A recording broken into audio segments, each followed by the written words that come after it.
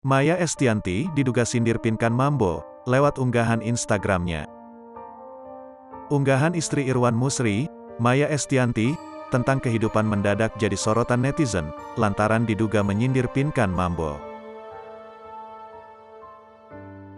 Diketahui, belum lama ini Pinkan Mambo membongkar aib Maya Estianty, hingga akhirnya istri Irwan Musri tersebut mengunggah tentang hidup. Maya Estianty menuliskan jika hidup hanya panggung sandiwara, sehingga diduga ia menyindir Pinkan Mambo.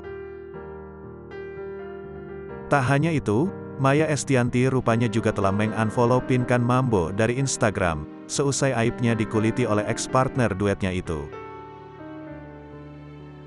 Perseteruan Pinkan dan Maya ternyata berbuntut panjang.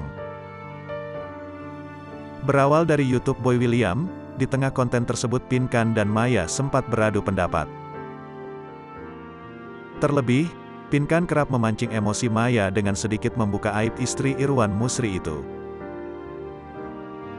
Ia juga menyinggung soal mantan suami Maya, Ahmad Dhani yang direbut oleh Mulan Jameela.